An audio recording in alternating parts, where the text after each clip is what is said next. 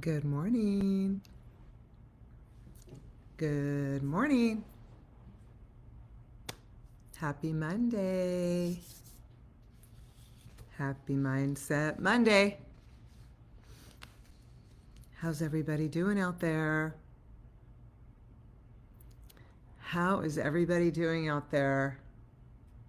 Grateful is the word of the hour. Well, good morning, everybody. I'm happy to be here. Hi, Con. Good morning, Diego. I see you guys filing in this morning. I'm happy to see you. And I hope that you're having a good morning. We are moving deep into December. I thought I'd have a change of background, getting in our cozy mode, getting in cozy mode for the year. And I got to tell you, I needed to set the tone for the morning because, hey, B, good to see you. I needed to set the tone for the morning because I was feeling like chaotic in my brain. And usually the chaos is in my brain. It's not really what's happening in the world. It's just how I am processing what's happening in the world. So I had to find my peace this morning. I had to get my cup of tea. I had to find a different space than my office and find my peace with you guys. So here I am. And I just thought, if am I the only one kind of feeling a little bit of the chaos? Because I think as we start moving into the end of the year, there feels like there's so many things to do. And not only are we feeling like we're ramping up to like close the year out strong, but we're also simultaneously being called to think about being future focused. Can anybody relate to that? Throw me a comment if that's sinking in, if that's landing, because it's landing for me, but I could be the only one. So I think that if as a leader I'm feeling like I could be feeling a little bit burnt out because we've just been going, I would probably bet that my team is feeling like they have just been killing it, right? And they could be feeling a little bit burnt out. And I need to make sure that they are feeling super supported, right? Because they still have to get through the end of the year. And we have to get through the end of the year with some level of grace. And so, how do we focus on the future? Con, you said I need to prioritize things to do at the end of the year, right? But like we're at the end of the year, right? So I think that's like the chaos is like we're living in it. So how do we stay present and also be future focused? And so sometimes it's like for me, it's just getting up and being where my feet are. What do I need to do today? So today it's what is it that my team needs and how do I carve out time today for that? And then where do I carve out time in my day today to also work on what we need for our business for the future? And as I'm thinking about the future, um, one thing that keeps coming up for me is one thing that's easy for me, I'll say, and maybe because I've been doing it for such a long time, is to sit down and do goal setting. Goal setting is not a hard task for me. I tend to be a little bit numbers oriented. So it's easy for me to say, well, what did we do last year? What do we want to do this upcoming year? And how do we break that down into our monthly goals and our weekly goals and our daily goals? That's not a really tough thing for me to do. And we work on that with our coaching clients a lot. We work on that with our staff a lot. But one thing that's a little bit different this year that I want to talk about, and we don't talk about this a lot, and so I just thought I would put a little bee in your bonnet and something to think about, is this topic called culture shifting.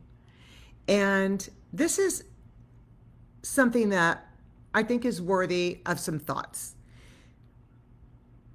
What does it mean to shift your culture? What is working about your culture that you want to keep this year? And what are things that have shown up this past year, maybe some bad habits that we want to eliminate? for the upcoming year? What things have reared their little ugly heads that have surfaced that we want to squash back down as we move into 2024? And this is like that culture shifting, because I don't know about you, but when I first envisioned opening my business, which was 32 years ago, 32 plus years ago, I had this vision of, perfection and everybody coming in and this amazing teamwork and everybody servicing their guest at the highest level and nobody coming in late and everybody in the dress code and nobody gossiping and, just all of these things, right? We never really thought about the worst case scenario. We always thought about how things were going to look in our ideal world. And just life isn't like that. Life is messy, right? And so, for me, it could be 32 years later. For somebody else that's listening out there, it could be a year later. It could be 10 years later.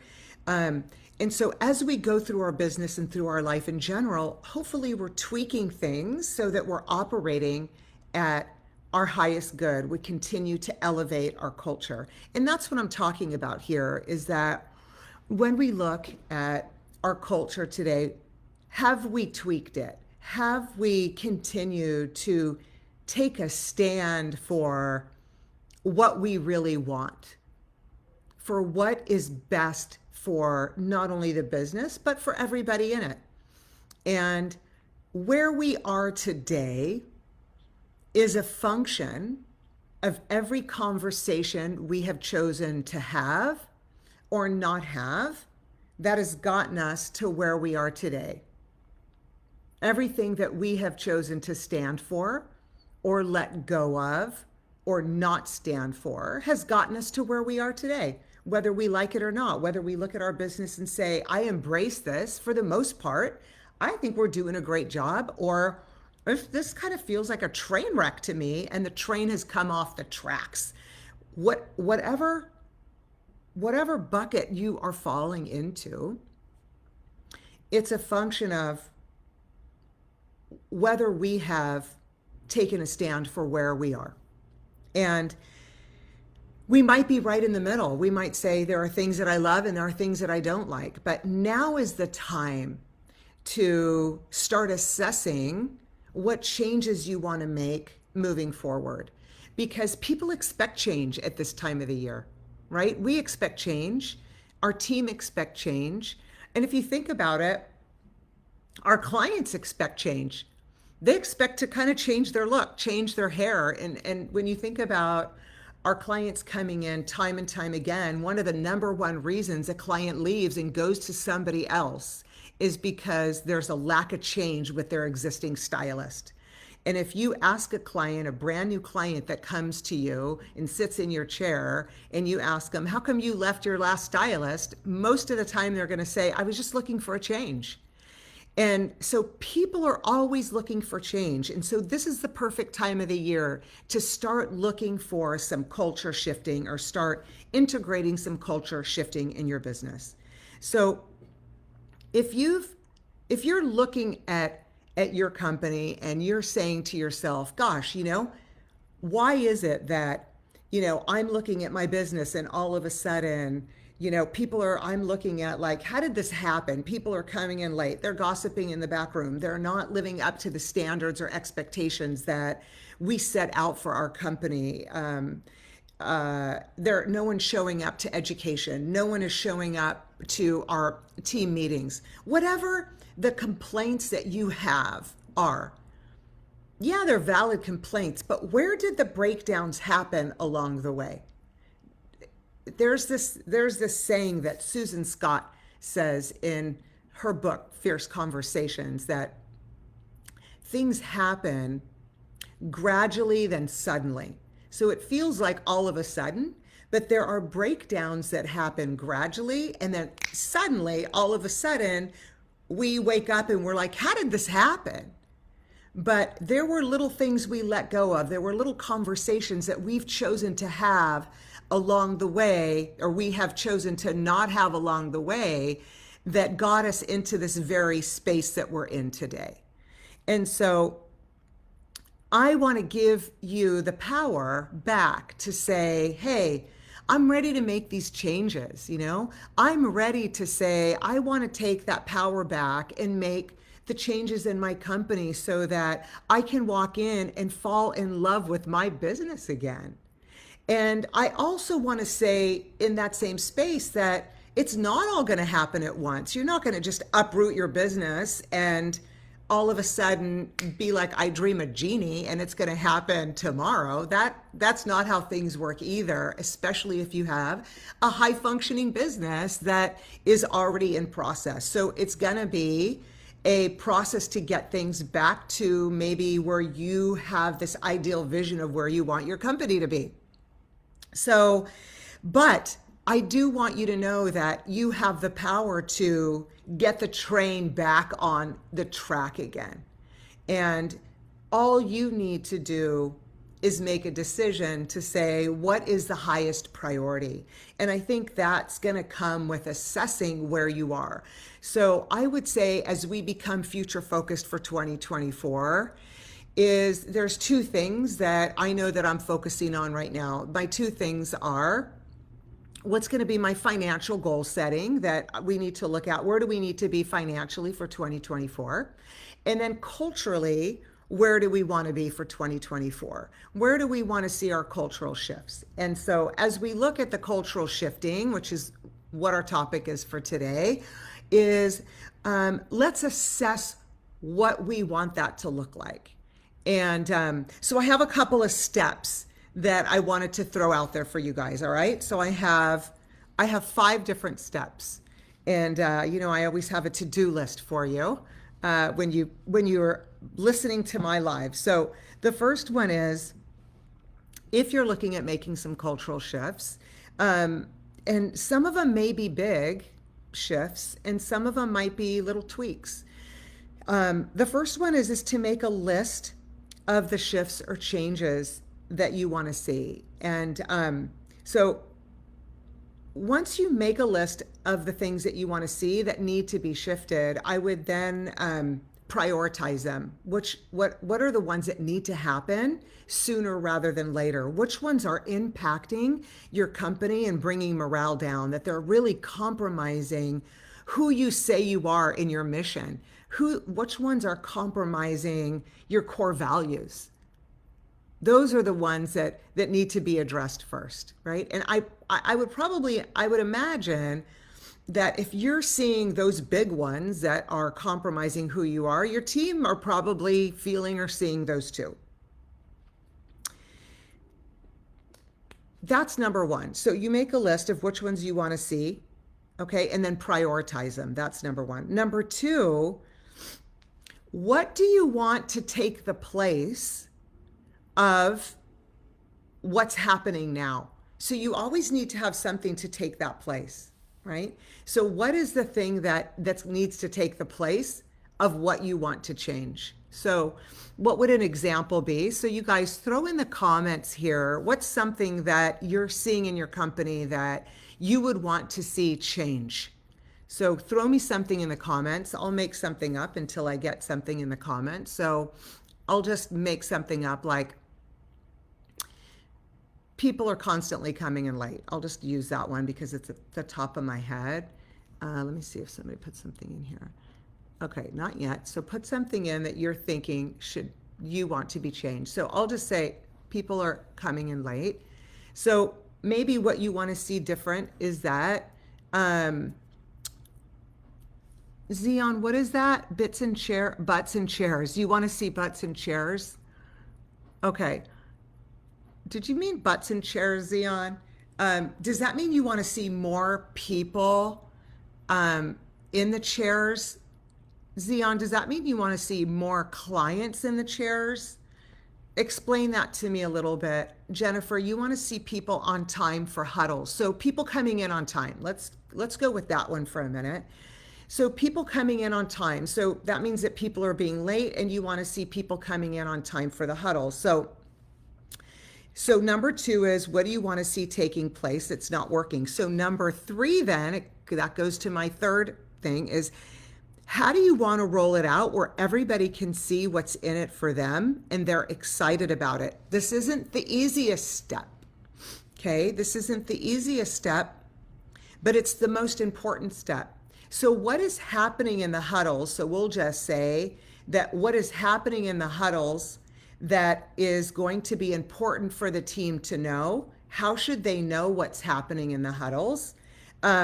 What's exciting that's happening in the huddles that they need to be a part of? And I think for us, for our huddles, like people need to be there on time, is that they get paid to be there. So if they're running late, then they're late for work. That's another piece there. But the value of the huddles is something that can't be missed in the morning. So one-on-one conversations around the respect to the rest of the team and the lack of teamwork if people are not there. So I think the bigger conversation is the team, people working closely, and the information that's delivered to the huddles. And what information is being delivered to the huddles. The huddle shouldn't be a full meeting. It should be about goals and celebration and acknowledgments and shout outs and what's happening in the day, and maybe acknowledgments for goals that were met the day before. So I think there's a lot of different layers there, along with the expectations for teamwork. So that would be number 3.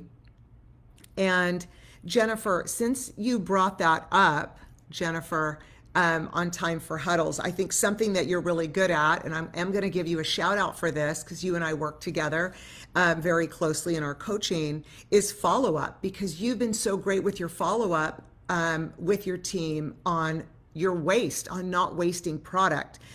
This would be the same follow up that you would have to really start to make sure that for the people that are not on time for the huddles, is doing the one-on-one coaching with the way you are with any product waste. And so my number 4 here is follow up when we make changes at all, any changes in our company. Follow up is key. We can't launch a big change and not follow up and not have any consequences or celebrations when people are actually doing the work and expect that it's going to happen. And one of the biggest downfalls of leadership is lack of follow-up. We launch something really big and then there's no follow-up, and then we get pissed at our team for not showing up and actually doing the work. So we have to look in the mirror when there's lack of follow-up from the team and ask where the follow-up is from leadership. How did that land? I mean, I'm calling myself out too, you guys. I mean, we're human beings. We're not perfect. But when there is something that falls through the cracks, we have to first look in the mirror and say, as leaders, are we stepping up and stepping out and making sure that it happens? Because if we're following up consistently and the team knows that we're going to be there if there is a drop of the ball's not going to drop. But if they know that we're just going to launch something and never show up, they're not going to be there. Then it's not going to happen, right? And then the number 5 step is call me if you need support getting this off the ground, because it's not easy. And call me if you need help assessing your business to determine what part of your culture needs shifting, because sometimes there's a lot of pieces and you might need help determining the priority. Okay, let's see. There's a lot of things in here. Oh my God, you guys are like so participatory today. I'm loving this. Okay, what else do we have? Diego, you're saying, hi Gio. Diego, you're saying my expectations of others. Diego, we've talked about this. We're gonna have a one-on-one session about this, Diego. Our level of expectation is directly related to our level of disappointment. So the higher the level of expectation we have of other people, the lower the level of disappointment we have of other people.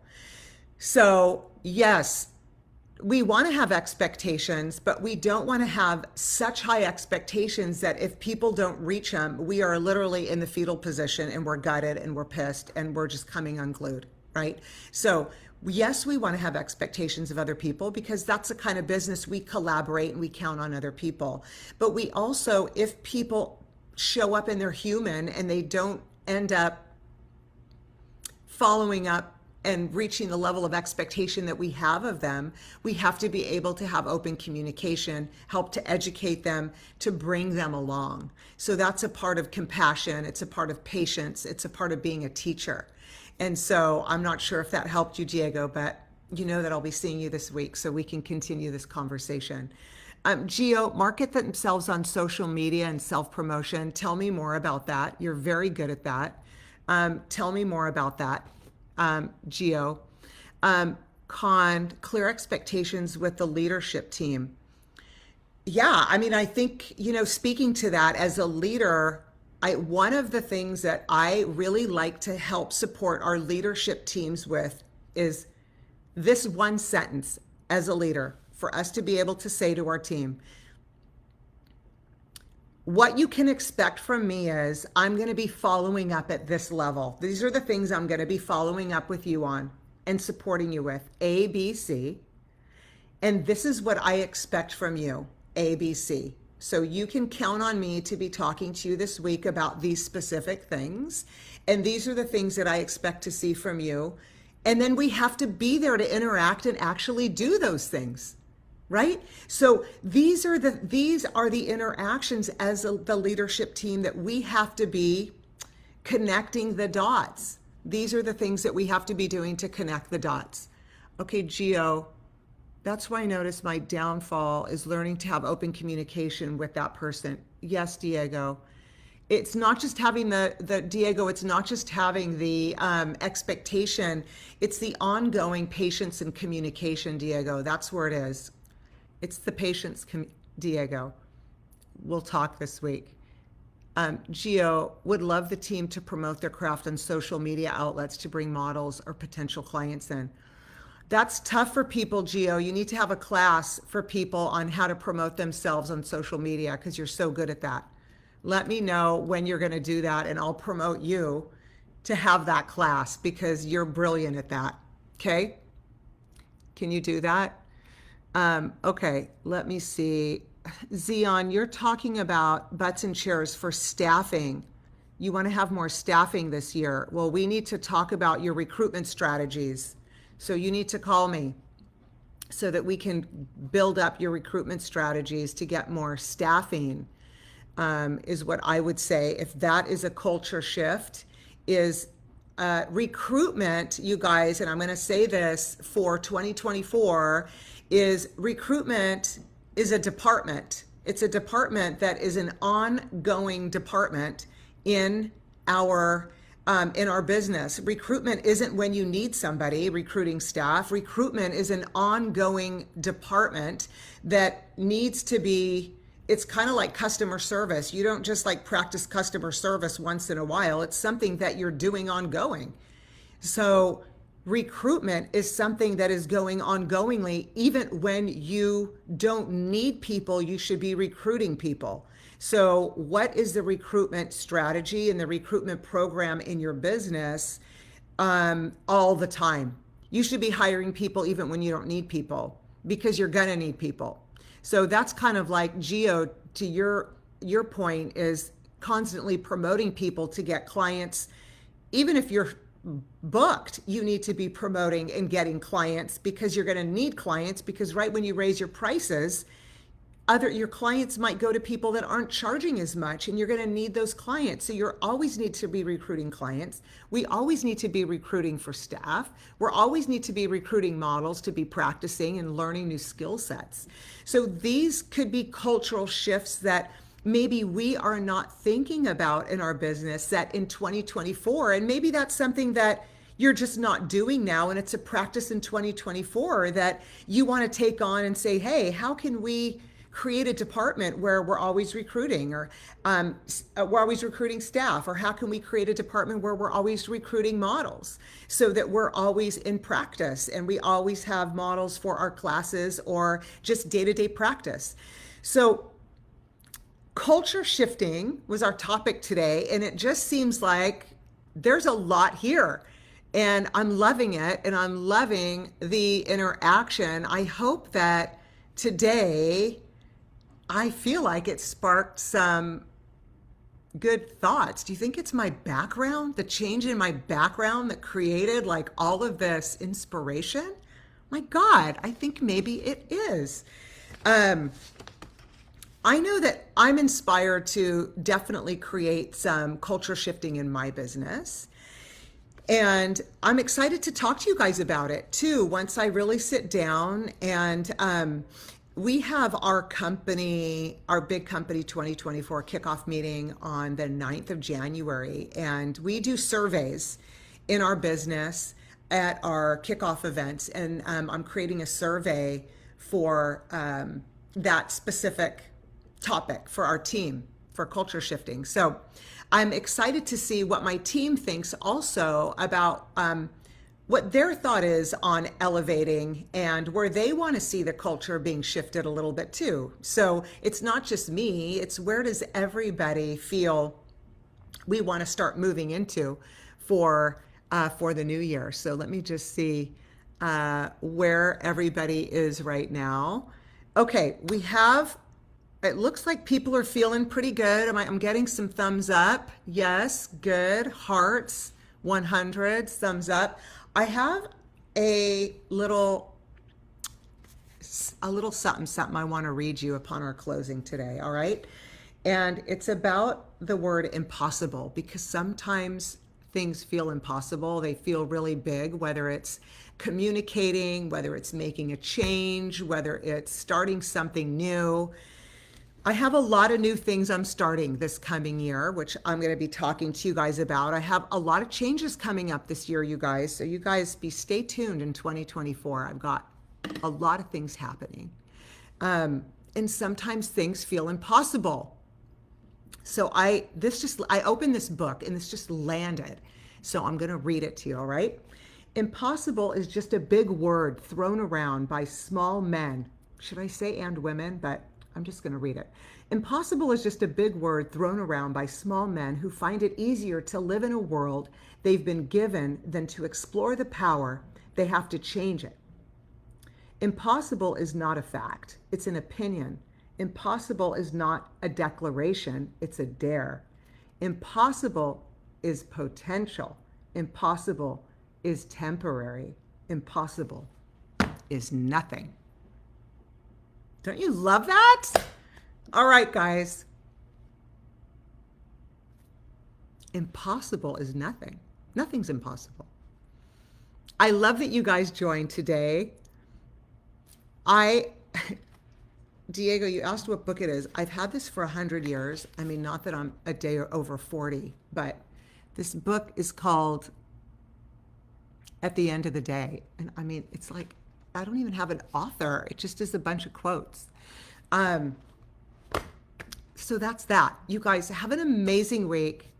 I'm going to see you next week. I don't know. I don't even know what I'm going to talk about, but you know I'm going to show up with something, right? Something with some feels. Have a great week. If you need help, if you need support, DM me. I am here for it. And let's get our culture shifted, right? I'm here for it. Have a great week. Get your mindset right. All right? Mwah. Thanks for joining me. Bye, guys.